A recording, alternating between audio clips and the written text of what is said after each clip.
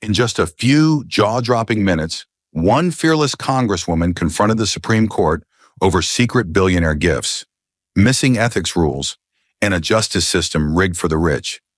And that congresswoman was Jasmine Crockett. She didn't yell. She didn't showboat. She calmly cornered the most powerful judge in America.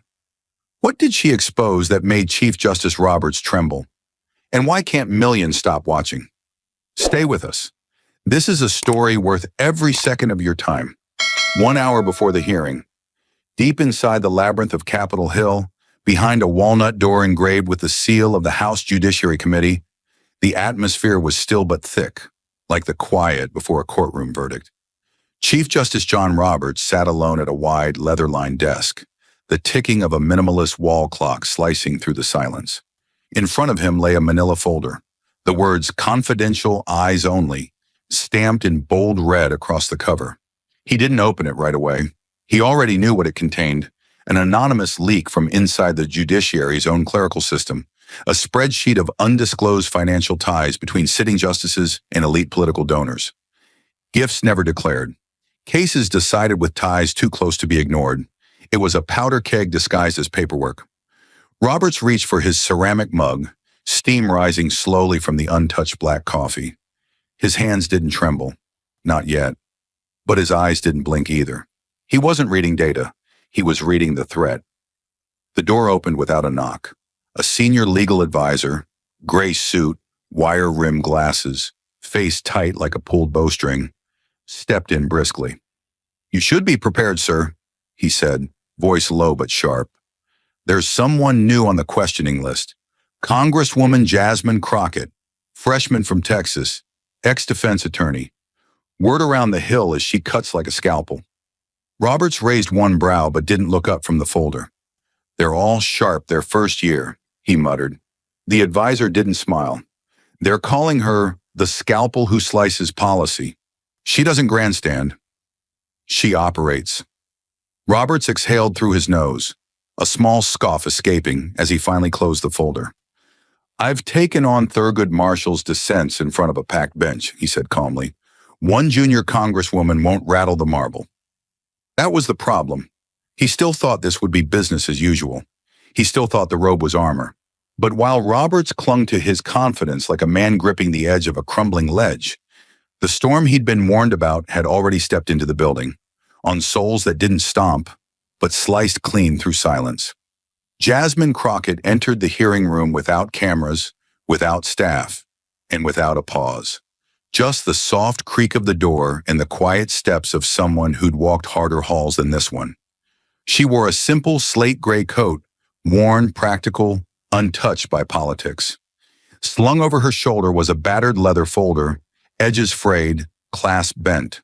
No designer bag, no digital flair, just old papers filled with real stories and hard truths. A few older congressmen on the right side of the room barely looked up. One of them leaned sideways, whispering to his neighbor behind a raised hand. "That must be Crockett, late, first-term energy." His colleague nodded, glancing briefly at her coat. "Defense lawyer background.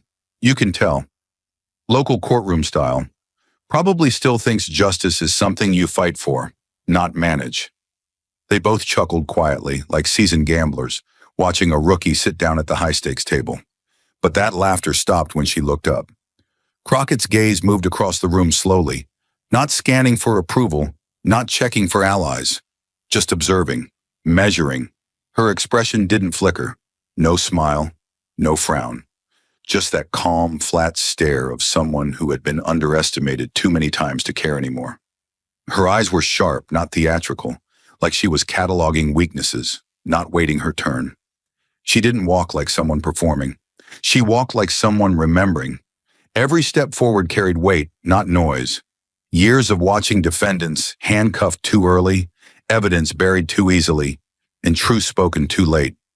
Across the back bench, a young staffer, first-year assistant from Oregon, watched her closely, wide-eyed. He leaned to the aide beside him and spoke just loud enough to be heard over the shuffle of chairs. "She's not here to listen," he said. "She's here to finish what she already knows." A pause, then softer. "She didn't bring questions. She brought conclusions. The energy in the room hadn't exploded, but it had shifted, quietly, deliberately, and the ones paying attention already knew. Something had just changed. And just like that, the silence turned. Not loud, not sudden, but sharp, like a room that had just realized it was holding its breath. It wasn't the type of shift triggered by a gavel or a raised voice. It was the kind that crept in slowly, then locked the doors behind it. Jasmine Crockett leaned slightly forward in her chair. Her hands moved with care, unfolding a folder that looked more lived in than anything else at the table. She adjusted the microphone, not with a nervous fidget, but with the same focus she might have used when cross-examining a witness back in a Texas courtroom. The subtle scrape of the mic arm against the metal base echoed louder than it should have, like it knew what was coming next. Her voice broke the quiet, steady, clear, and composed. "Thank you, Mr. Chairman," she said. It was the kind of opening that sounded polite, but underneath the tone, something else was pressing through. She didn't glance down at notes. She didn't overpronounce. She spoke like someone who knew that every word had weight, and she didn't intend to waste a single one. Her eyes settled on Chief Justice Roberts, not with challenge, not with hostility, but with a kind of sharp, professional patience. Like she'd seen this kind of man before. Like she already knew how this moment would unfold, and she was just here to walk him through it. Her shoulders didn't rise. Her breath didn't quicken.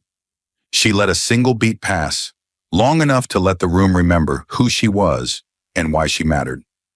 Then she asked the first question. No buildup, no small talk, just a clean, deliberate strike. "Chief Justice," she said, her voice calm but razor-focused, "does the Supreme Court hold itself to a code of ethical standards, even without one being formally required by law?" The question wasn't loud. It didn't need to be. It didn't push. It pulled, drawing the entire room into its gravity. It was precise, not provocative. Framed in respect, but pointed with intent. A question that sounded simple on the surface, but underneath carried years of quiet injustice, whispered scandals, and unanswered doubt. It was the kind of question that wasn't meant to gather information.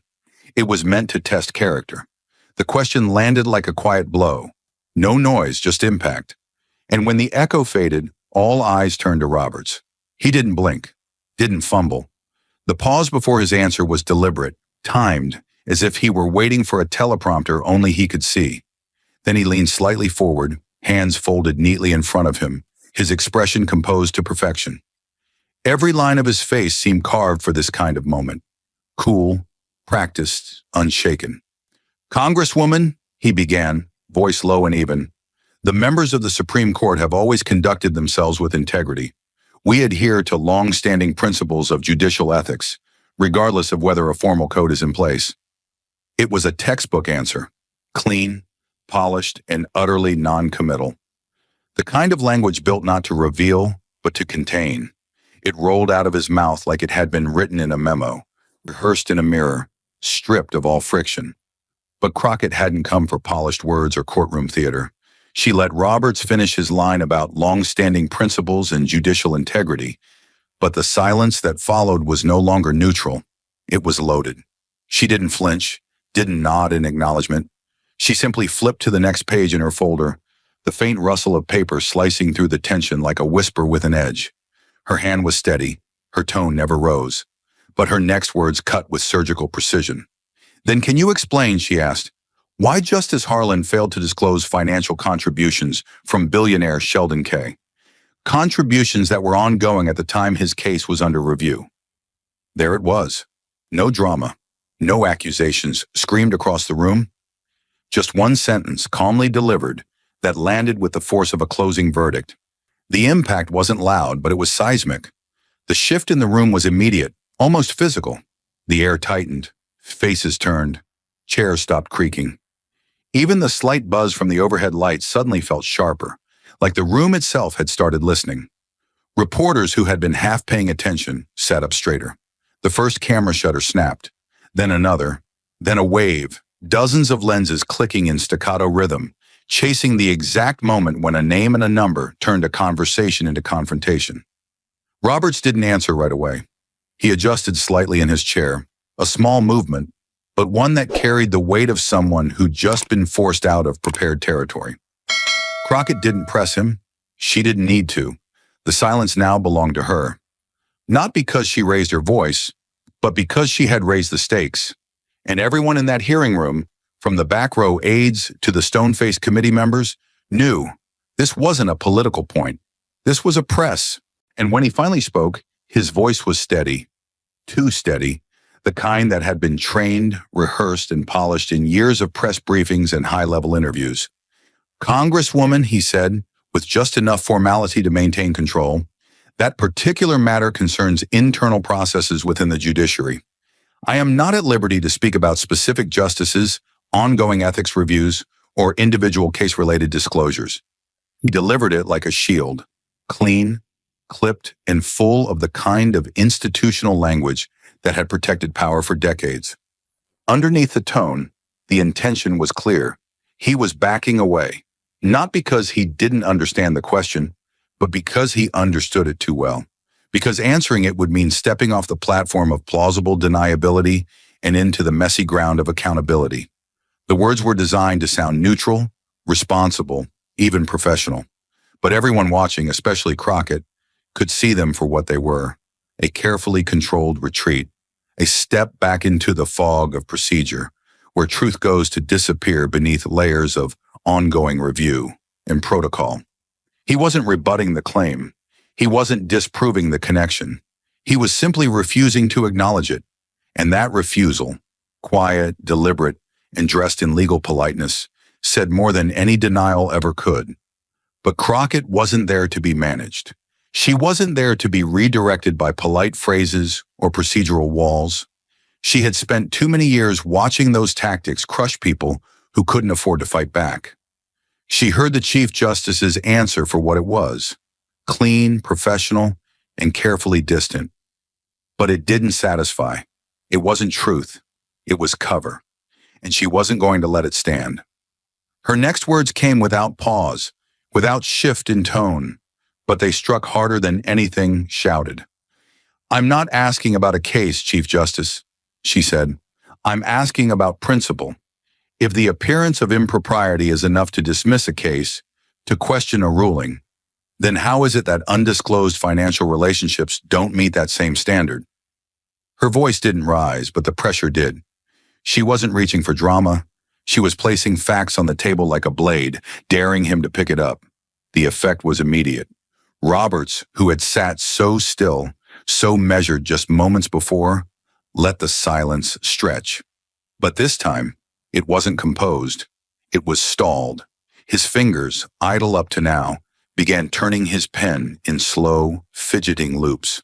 Not fast, not panicked, but not still either. A small, unconscious movement that betrayed everything his voice hadn't said. His jaw tightened slightly. His eyes shifted, not evasively, but cautiously, like he was calculating the distance between what was legal and what was just. Because he knew this wasn't a hypothetical. It was a direct challenge to the standard the court claimed to uphold. And for the first time in that room, the weight of the question was heavier than the robe on his shoulders. But Crockett didn't chase the silence Roberts had left behind. She didn't need to. She had already exposed the gap between his words and the truth. And now she shifted. Not with volume, not with force, but with gravity. She leaned back slightly, drew a calm breath, and let her voice carry something heavier than argument. Lived experience. "There's a woman in my district," she said quietly, her tone dipping lower, drawing the room closer without asking. "Her name is Carla Jennings." She paused, not for effect, but for respect. She's a single mother, works overnight shifts at a local hospital, been doing it for almost 20 years. She's the kind of person this country calls essential until she needs something back. Her voice didn't crack, didn't harden. It stayed even, and that's what made it hit harder. Her son applied for federal aid last year. Nothing fancy, just basic help to get through college. The application bounced back. Denied. Another pause. Longer this time. The reason? A data error. The IRS system flagged her as owing back taxes. She didn't. She had the paperwork to prove it. But by the time the mistake was caught, it was too late. Her son had missed the enrollment deadline. They appealed the decision, wrote letters, made phone calls, no response. Crockett looked up, just briefly. Not toward Roberts, toward the ceiling, almost like she was keeping herself steady. Then back to the room. She followed every rule, submitted every form, waited on hold, hired someone to help her fix it. The appeal was rejected. No hearing, no explanation. Just a flat letter in the mail that said, "Case closed." She held still, her voice unwavering. Carla wasn't rich. She didn't have a lawyer on speed dial. She didn't know someone on the board. All she had was faith that the system would work if she followed the steps. But the steps led nowhere. Now her gaze met Robert's. Director, calm, inevitable. That's what I'm asking about, Chief Justice. Not hypotheticals, not abstract ethics. Carla, a real person who did everything right and still got shut out. Not because of malice, but because the system was never built to hear her in the first place. And for those in the room still clinging to the comfort of thinking Carla was an isolated case, Crockett pressed forward, not louder, just deeper. Because sometimes injustice doesn't show up in a courtroom. Sometimes it dies quietly in a cage. There's also Jorge Salgado, she said, her voice steady but weightier now, like every word was being measured against someone's life. A long-haul truck driver from Odessa, Texas, worked straight through the pandemic. No breaks, no sick days, no hazard pay, just mile after mile, mask on, windows down, doing what needed to be done while most of the country was told to stay home. He didn't complain. He didn't protest. He just drove. She let that settle, then continued.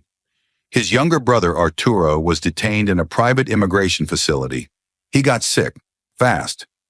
Jorge called the center, filed formal requests, sent medical documents, asked for one simple thing: transfer his brother to a hospital before it was too late.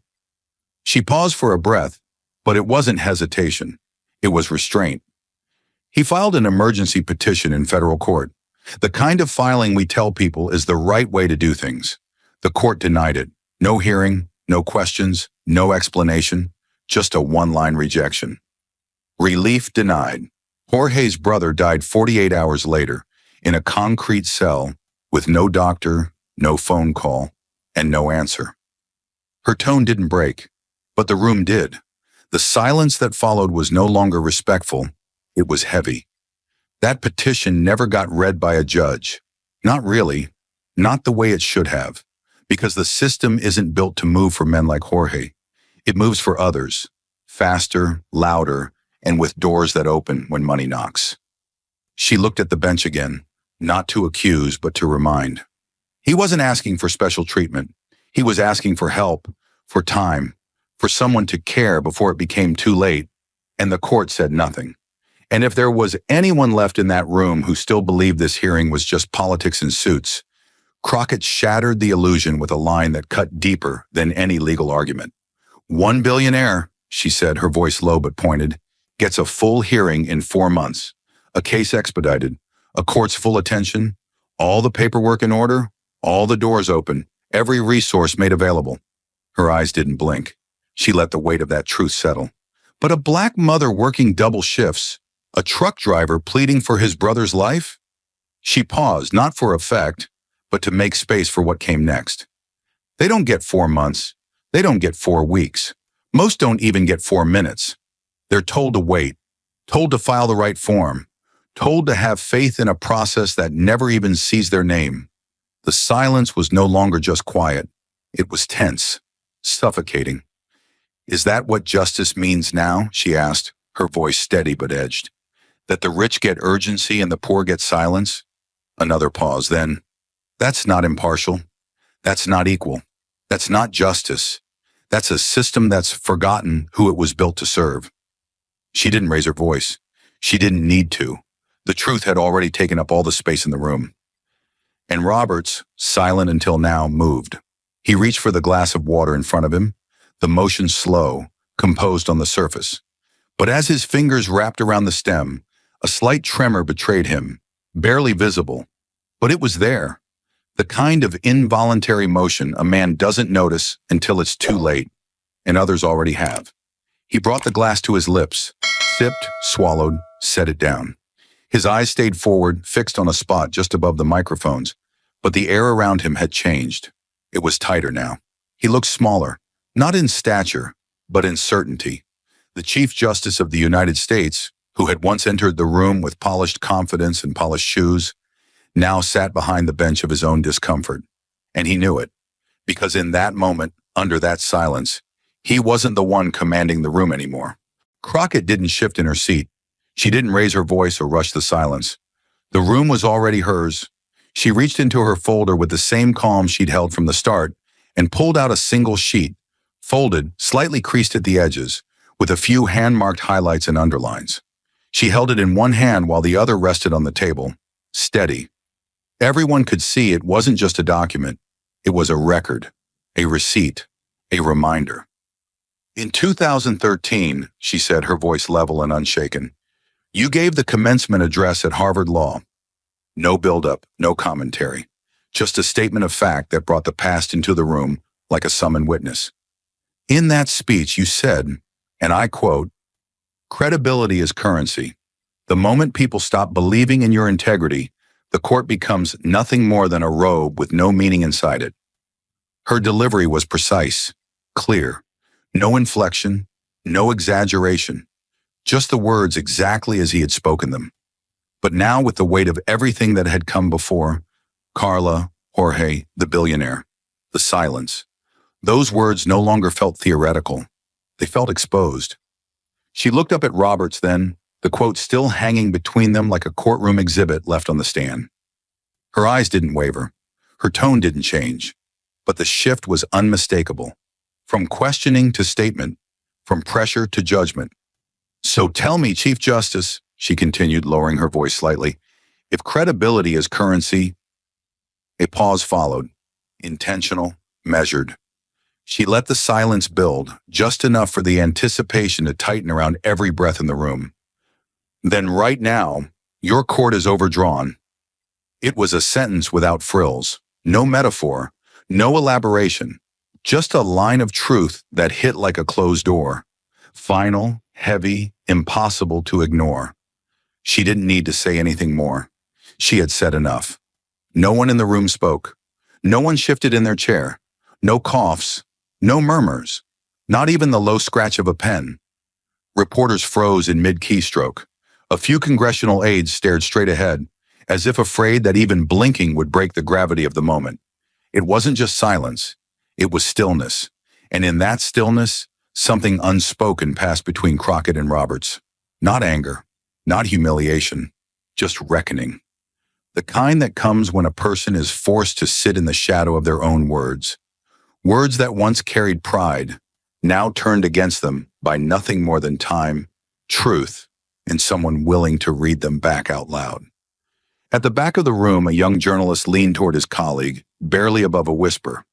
We're not watching power collapse. He paused, eyes still fixed on the front of the chamber. We're watching it finally get confronted.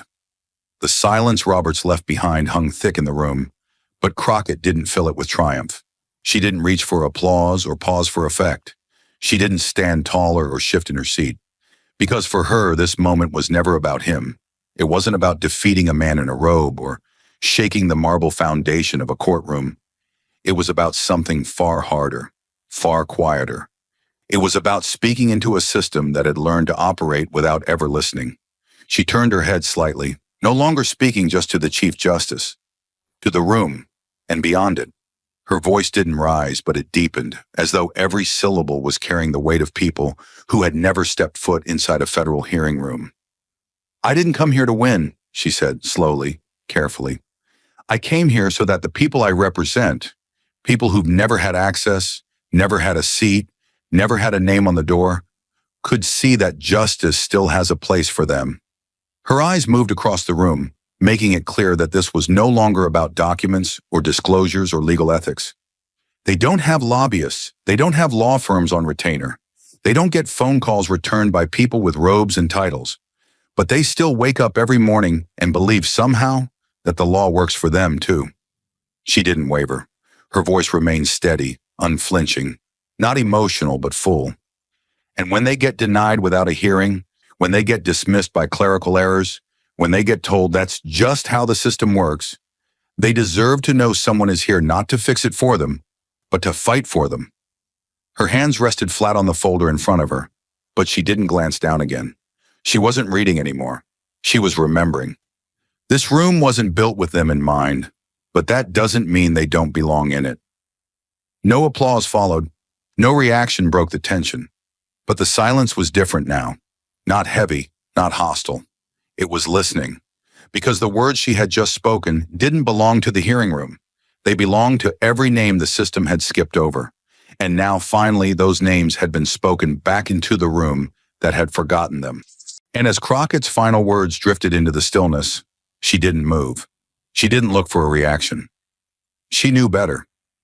The real shift wasn't loud. It was internal. It was in the space where pride meets truth and finally runs out of places to hide. Across from her, Chief Justice Roberts sat still, but something fundamental had changed. The quiet confidence he'd carried since walking into the room, measured, composed, untouchable, had given way to something more vulnerable. His hands were no longer clasped with purpose. They now lay open on the table, relaxed but uncertain, as if he wasn't quite sure what to do with them. He wasn't performing anymore. He wasn't calculating the next response. He was simply there, stripped down to the man beneath the title. His eyes dropped, not sharply, not in shame, but in reflection. They fell to the surface of the desk, as though looking for some logic that would let him untangle what had just been laid out in front of him. But there was none. There was no policy, no clause, no internal guideline that could justify the stories he'd heard or the silence he had allowed. No courtroom vocabulary could defend the simple truth that had been spoken so plainly. And then slowly, almost involuntarily, he gave a single nod. It wasn't for the cameras. It wasn't for the record. It wasn't dramatic or rehearsed or made to be noticed. In fact, many might have missed it entirely. But Crockett didn't. She saw it for what it was, a subtle gesture, born not of concession, but of recognition. The kind of nod a man gives when he finally hears something he can't unhear, when he finally sees something he can't unsee. A quiet moment where all the power in the world isn't enough to deny what just stood in front of him, unwavering and real. The nod from Roberts didn't break the silence. It deepened it. It didn't offer closure, only confirmation. In a room built to command attention, that one small movement said more than entire pages of prepared testimony ever could. He had no rebuttal, no escape route, no next move. The most powerful man in the American judiciary had nothing left but acknowledgement. For a long second, no one moved. No one looked at each other. The weight of what had just happened wasn't obvious, not the kind you capture in a headline, but everyone in the room felt it. The kind of moment that doesn't explode. It sinks. And then from the second row, rough voice, low enough to almost blend with the air, came a sentence, not shouted, not for effect, just said. "Damn," muttered Representative Leonard Franks, the gravel in his throat unmistakable. She told the truth. He didn't say it to anyone in particular, maybe to himself, maybe to the empty space that truth had just carved out in the center of the chamber. But people heard it, staffers, reporters, members of the committee, and though no one responded, the room shifted. Because it wasn't just an observation, it was an admission. From a man who'd served 2 tours overseas, 20 years in Congress, and had seen enough performance to know when something wasn't won. Franks didn't make eye contact with Crockett. He didn't need to. The weight of his words wasn't in the volume. It was in the fact that someone like him, who had watched 1,000 hearings come and go, had recognized what this moment really was. Not a takedown, not political theater. Truth. And across the room, Jasmine Crockett didn't react. No smirk, no nod of acknowledgement, no self-satisfaction. She didn't need the validation. She hadn't come here to be congratulated. She had come here to be clear. Her hands moved slowly, almost methodically, as she began closing her folder. The papers inside weren't scattered. They were organized, each tab marked, each note sharp. She clipped the edges together, pressed the cover flat, and set the folder aside. Then she adjusted the microphone back to its neutral position, a small motion that signaled she was done speaking. Not because she had run out of things to say, but because she had said what mattered. She didn't look around the room. She didn't soak in the silence. She didn't watch Roberts. She didn't need to. The moment was not hers to bask in. It belonged to the people whose names would never be read into the congressional record. Carla, Jorge, the countless others who had stood outside courthouse doors that would never open. This wasn't a personal victory, it was a public confirmation. For a long time, truth like that had no place in rooms like this. It was too raw, too inconvenient, too honest. But now finally it had been spoken, not for applause, not for media clips, not for ego, but so that it could live, so that people watching from kitchen tables, from hospital break rooms, from buses and barbershops, could see that someone said what they'd been screaming into the void for years. Crockett sat still after organizing her notes. Not stiff, not frozen, just still. Her face unreadable. Not hard, not proud, not angry. Just quiet, composed. Like someone who had carried something heavy for a long time, and at least for now, had been able to set it down without asking permission. A reporter in the far corner of the room lowered her pen. She didn't need to write that last moment down. It was already etched. A young age shifted slightly, glanced toward her colleague and back again. The kind of glance that says, "We're going to remember this." Not just for what was said, but for what wasn't. The absence of performance, the absence of spin, the absence of self-interest. It was what made the truth so much harder to ignore. Because Crockett had not declared victory. She hadn't claimed the upper hand. She hadn't thrown the knockout punch. What she'd done was far more dangerous to systems like these. She had named the truth out loud and refused to back away from it. And in doing so, she had pierced something thicker than politics. She had touched the one thing the powerful fear more than opposition: clarity.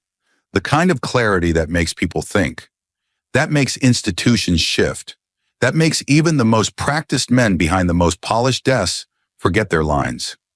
So she sat there, motionless for a beat longer, letting the room breathe again, letting the moment settle not like dust, but like weight, on the shoulders of those who had heard and those who could no longer claim they hadn't. Then, with no signal, no cue, no expectation, she reached down, picked up her folder, and slid it into her bag. No grand gesture, no dramatic exit, just work finished. And that, more than anything she'd said out loud, was what left the deepest mark on the room. Because it wasn't a victory lap. It was a truth delivered with the force of quiet certainty. And everyone there knew. No robe, no rank, no rule book had the power to undo that. The hearing was over. The moment had passed. But what Crockett left behind didn't end when the microphone clicked off. It began after, in the silence, in the footage, in the faces of people watching from far beyond the walls of that room. And far from Capitol Hill, in a modest living room in St. Louis, Missouri, the glow of a television screen lit up the wide eyes of a young black girl, maybe 8, maybe 9, sitting cross-legged on the carpet, elbows on her knees. The congressional hearing played on the evening news, replayed with subtitles as the anchor's voice faded out and Crockett's voice took over the screen.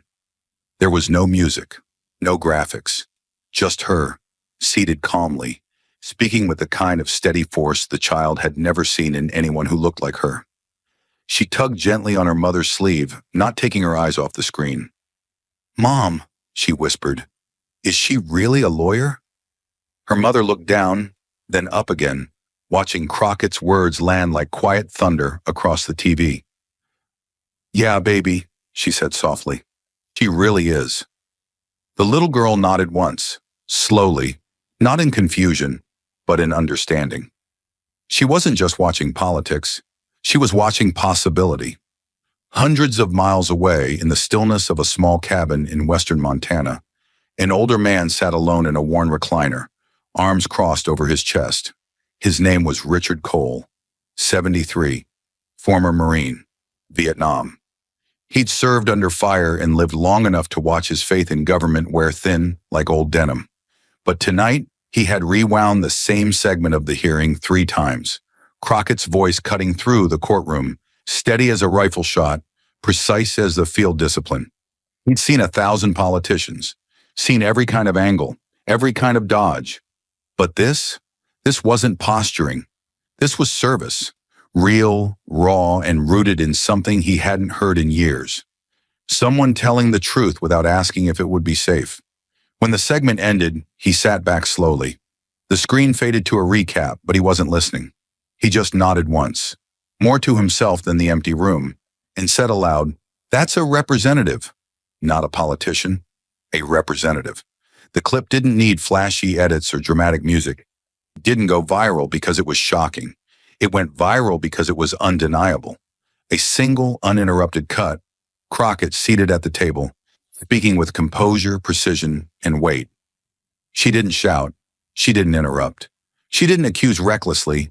She revealed, layer by layer, name by name, injustice by injustice, until even the Chief Justice of the United States had nothing left but silence. YouTube caught it first. Someone clipped the moment she quoted Roberts' own speech, then laid down the line that sent chills through the comment section. Credibility is currency, then right now your court is overdrawn. 10 seconds, 1 sentence, millions of views in a matter of hours. But it wasn't just a viral clip. It was a mirror. People saw themselves in it, not because they had power, but because they'd spent their lives living in the shadows of decisions made by people who never heard their names. It aired on every major network that night, but the commentary didn't center on confrontation. It focused on something far more dangerous to systems of power: dignity in defiance, the courage to stay composed while laying bare the truth, the strength to speak for those who didn't have mics or titles or safe seats in polished chambers. Analysts debated policy implications. Legal scholars dissected ethics codes. But what stayed with people wasn't the structure, it was her stillness. Because Crockett didn't try to destroy the court. She did something harder. She held it accountable. In barbershops, people paused clippers mid-fade to watch her speak. In hospital break rooms, nurses stood by microwaves with food growing cold, transfixed by her tone. In subway cars, commuters watched the clip with earbuds in and eyes wide. Not everyone understood the cases she referenced. Not everyone followed the details of judicial ethics. But everyone understood what she meant. That justice can't be something you buy access to. That the people who pay the highest price for broken systems are the same ones who are told to wait their turn in silence. And that for once, someone with a microphone didn't speak for herself. In a Detroit union hall, a retired assembly line worker turned down the volume on the room's old TV and said, "She wasn't trying to be liked." That's how I knew she meant it. In a church basement in Atlanta, a community organizer replayed the clip for a group of local teens and said, "This is how you speak power to its face, and don't flinch." And in hundreds of homes across the country, some tiny, some grand, some filled with noise, others quiet with memory, people sat a little straighter. Not because the system had been fixed, but because it had finally been named. The next day, op-eds didn't call it an attack. They called it a reckoning, a line in the sand drawn not in rage but in restraint. Editorials from both left and right, rarely in agreement, acknowledged that something had shifted, not politically, culturally. The kind of shift you can't measure in polls, but you feel in the way people start asking harder questions and stop settling for easy answers. It wasn't the confrontation that shook the nation, it was the calm. Back in Missouri, that little girl pulled a lined notebook from her backpack and wrote the name Jasmine Crockett at the top of the page in big uneven letters. She didn't know how to spell Congresswoman yet. She didn't have to. She just knew she wanted to remember. And that night, as her mother tucked her into bed, she whispered, "I think I want to be like her." Her mother smiled, bent low, and kissed her forehead. "You already are." Because this wasn't just a hearing, it was a moment when the voice at the bottom of the system rose without needing to shout. When the woman who walked in with a worn folder and no fanfare rewrote what power could look like, what truth could feel like, when spoken without apology. And the country, for a moment, it listened. Not because it was told to, but because it couldn't not. The Supreme Court building stood exactly as it always had. grand, impenetrable, unmoved.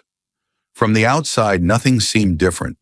The same cold white marble, the same broad steps, the same towering columns that made people feel small, whether they were climbing toward justice or shrinking under the weight of it. But inside something had changed. Not dramatically, not visibly, but deeply. The silence in the hallways had always been part of the architecture, reverent, deliberate, designed to remind everyone who entered that this was not a place for noise. But now that silence felt different, heavier, not sacred, tense, like the quiet that comes after someone has said the thing no one else dared to say, like the moment just after glass cracks and just before it shatters. The hearing had ended, but it hadn't gone away. Crockett's voice, measured, composed, unflinching, was still echoing off the marble. Not literally, but in the corners of minds, in brief glances exchanged across long hallways, in the pauses between conversations that used to feel routine. The clerks felt it first. They were trained to be invisible, disciplined to the letter, and rarely permitted to stray beyond precedent. But even they had felt it, that moment, that pause, that nod. They had watched as the Chief Justice, who rarely blinked, never yielded, and almost never reacted, lowered his eyes and nodded ever so slightly in response to a question that wasn't a question anymore. One clerk, barely a year into her term, had replayed the clip the night after the hearing. Not just once, 6 times. She told no one. But it changed something. The next day, when she drafted a memo on judicial conduct precedent, she didn't cut and paste the usual footnotes.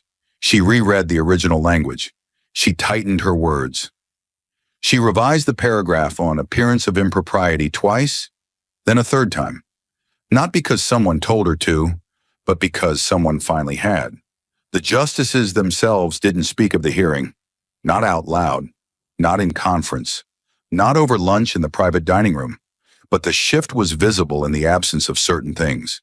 The chief, normally composed even in the smallest gestures, sat longer in his chambers that week, often staring at files he didn't open. His morning routine, coffee, review, a short walk before docket prep, slowed. His steps echoed just a little differently in the corridors. Not heavier, just more deliberate. Justice Harlan, whose name had been spoken in that hearing more times than he'd ever wanted to hear it, canceled 2 speaking engagements the following week. One at a private college, one at a closed-door donor event. No explanation given. His staff cited scheduling. But in the privacy of his chambers, he sat with a printout of the transcript in his lap. Highlighted, annotated, underlined in the places where Crockett's tone had not wavered, even when the room had. The court's legal aides, tasked with combing through media coverage to prepare briefings, debated silently in shared folders whether to include direct quotes from the Congresswoman in the next internal summary. Not because they were too political, but because they were too accurate. One paragraph stood out, the line that had already been replayed across television screens and smartphones from New York to Fresno. If credibility is currency, then right now your court is overdrawn. It was direct, unapologetic, and worse for some inside the court, it was irrefutable. A junior justice, one of the newer appointees, still careful, still cautious, read the full transcript alone late one evening. Not out of obligation, out of something closer to discomfort. He had never seen a member of Congress speak to the court that way. Not with disrespect, but with precision. She hadn't grandstanded. She hadn't attacked the law.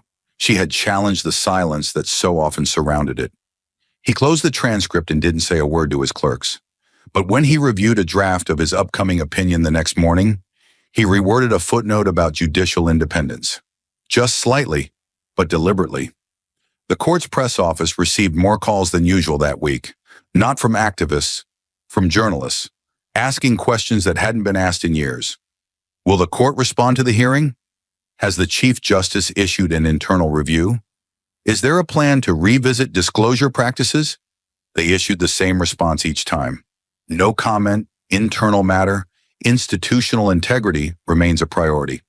But behind closed doors, even the press secretary hesitated before sending out the statement. She sat at her desk for a long time that morning, watching the sunlight crawl slowly up the edge of the column outside her window. She wasn't new to crisis control, but this didn't feel like a crisis. It felt like something more permanent, like a slow erosion of assumed authority. Because the truth was, no matter how dignified the court remained on the surface, it had been shaken, not by outrage, but by restraint, not by attack, but by truth delivered so calmly, so deliberately, that there had been no room left to hide behind formality, and no one had felt that more than the Chief Justice himself. Roberts had been through decades of hearings. He'd faced hostile senators, relentless media cycles, constitutional firestorms. But this one was different. It wasn't the legal argument that had gotten under his skin. It was the moral clarity, the refusal to flinch, the way Crockett had turned his own words he had spoken with pride at a podium 10 years earlier, into a verdict. Credibility is currency. He had said it once with certainty. Now those same words stared back at him from his own notes, highlighted in blue ink, circled twice. There was no public statement, no gesture, no retreat. But in the quiet of his chambers, he reviewed a draft of the court's upcoming internal ethics memorandum and made one small change. He struck the phrase as deemed appropriate by individual members and replaced it with subject to mandatory review. A clerk noticed it an hour later, said nothing, but stopped for a moment before continuing, because inside the court, even the smallest change meant something. And in the wake of Crockett's hearing, even silence was starting to sound different. Capitol Hill had always thrived on noise, the constant shuffle of aides, the soft hiss of elevators, the low murmur of negotiations happening in corners and corridors. Power didn't yell here, it whispered and then moved. Fast. But in the days after the hearing, something shifted. The rhythm slowed. The whispers got quieter, but they didn't disappear. They changed shape. At first, it was just a few closed-door comments, a passing mention in a committee hallway, a moment in a staff briefing where someone paused mid-sentence, then rewrote the last line of a talking point. No one dared bring it up in front of cameras yet, but in private, behind thick oak doors, across phones with no record buttons, the question came up again and again, soft at first but growing. Did you see what she did? Not what she said, what she did. Because everyone in Washington had seen speeches, fiery ones, smart ones, performative ones. But what Jasmine Crockett had done wasn't speech. It was something more rare, more dangerous. It was stillness used as a weapon, and it had landed in a way no one expected. Not because it was aggressive, but because it was irrefutable. In the Democratic cloakroom, members who'd previously seen Crockett as a newcomer, sharp but unseasoned, were suddenly reevaluating. A senior representative from Illinois, who'd once referred to her as the public defender with a microphone, now sat in silence watching the full replay in his office after hours. Eyes narrowed, phone turned face down on the desk beside him. When the clip ended, he didn't move, just reached for his pen and underlined a sentence in his upcoming floor remarks: "Judicial transparency must no longer be voluntary." In another hallway, a younger member, one known more for networking than legislation, walked past a group of colleagues and said with a half laugh, "She just rewrote how we do oversight." The laugh didn't catch on, because even those who traded in performance politics knew what Crockett had done wasn't performance. It was precision, the kind that forces people to look at the script and realize they've been playing the wrong role. By Thursday, the hearing had become quiet shorthand.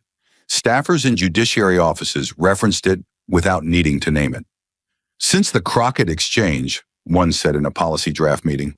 "Post-Crockett climate," another added during a prep session.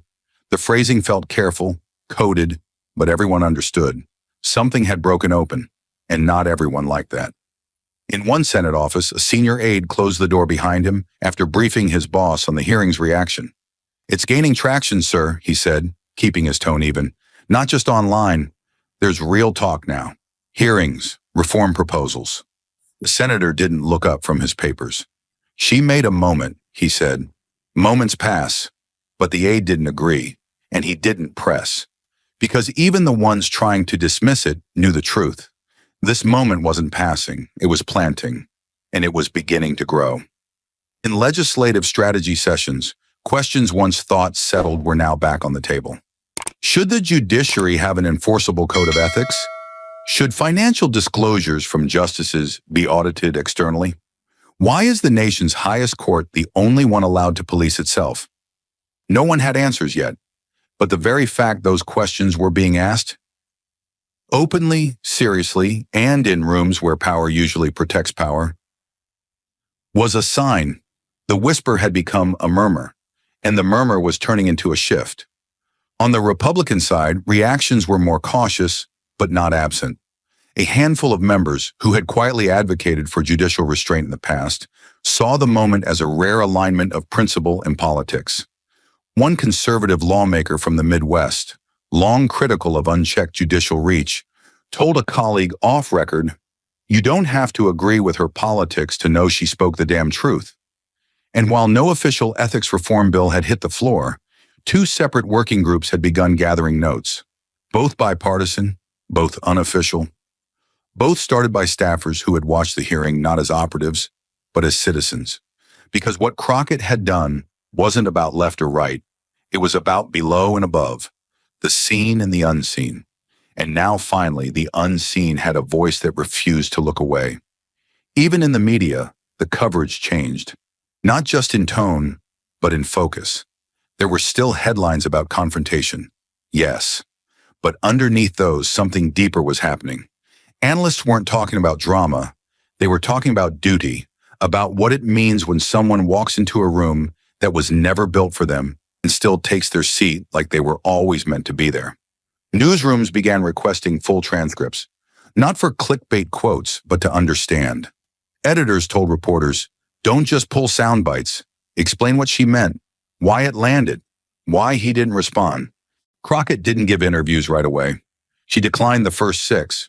Her team issued a brief statement thanking her constituents and reaffirming her commitment to judicial integrity. No fundraising links, no slogan, just silence. Let the moment speak. And it did, because something remarkable had happened, something few in D.C. had planned for. Power had been forced to listen. And now the halls that had once echoed with procedural routine were filled with a new kind of tension, not chaos, not controversy, consciousness, a reckoning that didn't roar. It whispered, and it would not be unheard again. In Washington, the hearing ended the moment the gavel dropped. But across the country, it was only beginning. It started in fragments, screen captures on social media, captions paired with one line of Crockett's now famous quote, "If credibility is currency, then right now, your court is overdrawn." People didn't just watch it, they shared it. Not because it was political, because it was true. There was something raw in the delivery, something sharp in its restraint. Crockett hadn't raised her voice. She hadn't lashed out. She'd done something much harder. She'd held her ground. And she'd done it in a place that had never expected her to stand at all. In Detroit, a high school civics teacher rewrote the next day's lesson plan at 1:42 a.m., replacing the case study with a video clip. He played it for his seniors, then paused it after Crockett's final line. One student raised her hand. "So, we're allowed to say stuff like that in government?" The teacher smiled, half proud, half sad. "You've always been allowed," he said, "but it takes someone brave to actually do it." In Houston, a single mother who worked nights at a food processing plant came home, sat on the edge of her bed, and replayed the hearing on her phone. She didn't understand every legal term. She didn't know the court's procedural history, but she knew what it felt like to be unheard. And when Crockett said, "I didn't come here to win," the woman felt something twist inside her, like someone had finally told her story without ever meeting her. In a coffee shop in Portland, two law students sat across from each other, laptops open, books scattered. One closed her screen and said, "I think this is what I thought law school would be." The other nodded. Same, not just rules, responsibility. They sat in silence for a while, just watching. And then came the editorials, not rage pieces, not partisan reactions, reflections, from publications that rarely agreed on anything.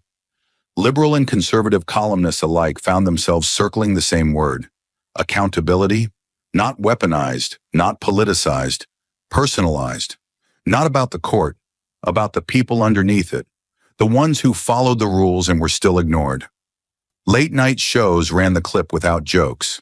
Commentators didn't interrupt it. They just let it play, then sat in the silence afterward and let the moment breathe.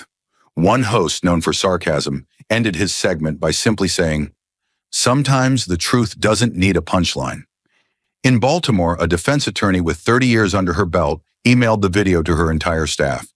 The subject line read, "This is what it's supposed to look like." In rural Oklahoma, a retired judge watched the clip from his kitchen table. He didn't say anything, just sat with his hands folded, listening. When his granddaughter walked in, he nodded toward the screen and said, "You'll want to watch this." She's not yelling, she's holding the line. That's harder. In courthouses, the clip was passed around not for drama, but for grounding. In churches, it was quoted not for controversy, but for clarity. In classrooms, it was dissected not for rhetoric, but for civics. And slowly, something deeper began to take shape.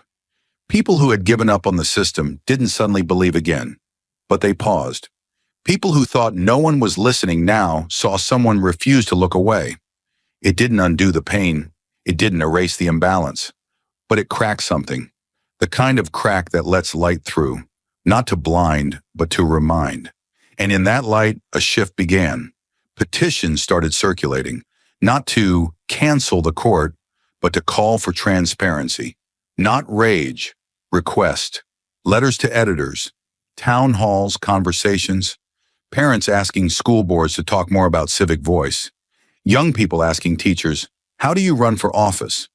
Not as a slogan, as a possibility. Because what Jasmine Crockett had done, calmly, relentlessly, without asking permission, wasn't just question power. She had reclaimed belonging in a room that never planned to include her. And by doing it without compromise, she gave others permission to do the same. In Memphis, a janitor watched the clip on break, turned to his coworker and said, "She didn't go in to win. She went in to witness." His coworker nodded. And we saw it. In Los Angeles, a teenage girl scribbled Crockett 2040 on her notebook during study hall. She didn't say it out loud. She just liked how it looked. In D.C., a veteran Capitol tour guide who'd shown thousands of students the hearing rooms over 20 years added something new to his speech. "Right here, this is where Congress does its oversight. Sometimes it's loud, sometimes it's messy, but once in a while someone sits at that table and changes what it means to speak the truth." And the clip kept spreading, not as a weapon, as a witness, not a trending moment, but a tether, a line that connected the unheard to the halls of power. Because across the country, people weren't reacting to a scandal. They were responding to recognition, to the feeling that someone, somewhere had finally spoken the words they'd carried for years and never had a microphone to release. And the most powerful part? She didn't declare a win. She declared a presence. She didn't change the law. She changed the air. And sometimes that's where movements begin, not with fanfare, not with fury, but with stillness strong enough to make the world stop and say, that's what it should look like. And from living rooms to libraries, barbershops to boardrooms, classrooms to corner stores, one simple truth was heard over and over again. She didn't just speak, she represented. And as the story settled not into history books but into people's hearts, the question was no longer, what did she say? It became, what did it mean? Because the real lesson wasn't in the confrontation, it was in the stillness. Jasmine Crockett didn't walk into that room to tear down the system. She walked in to remind it who it was supposed to serve.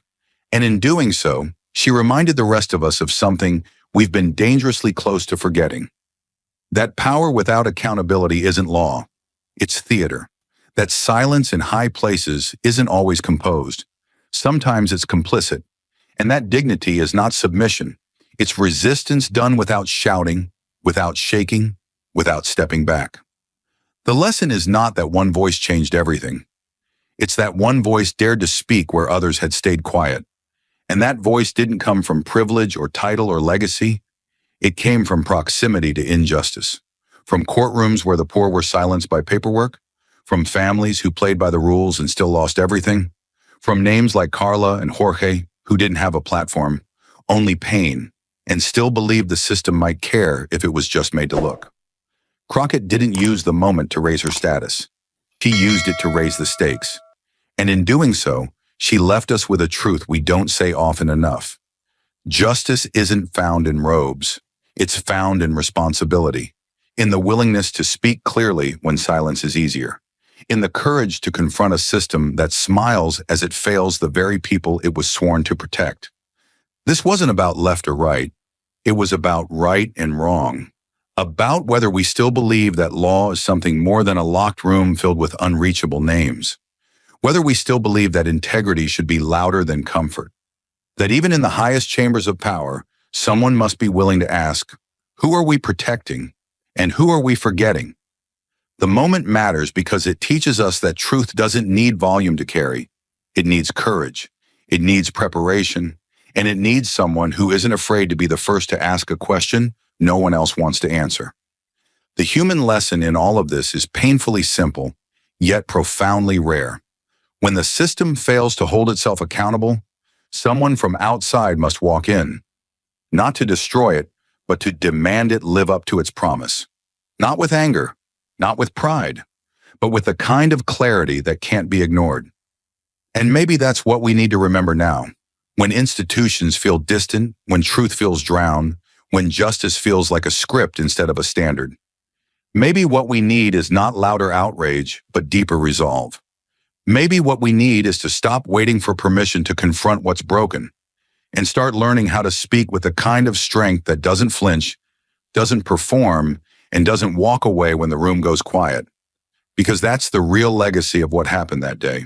Not the headlines, not the clip, not the nod from the Chief Justice, but the understanding that one calm voice, grounded in truth, backed by nothing but preparation and conviction, can still make power blink. And when that happens, when truth doesn't knock, but walks in and takes its seat, we are reminded of the one lesson that outlives every hearing, every ruling, every robe.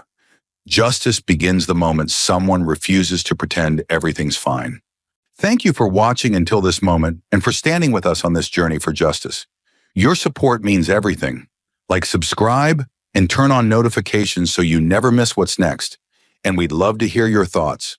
Leave a comment below and let us know what moved you most in this story. Together, our voices make a difference.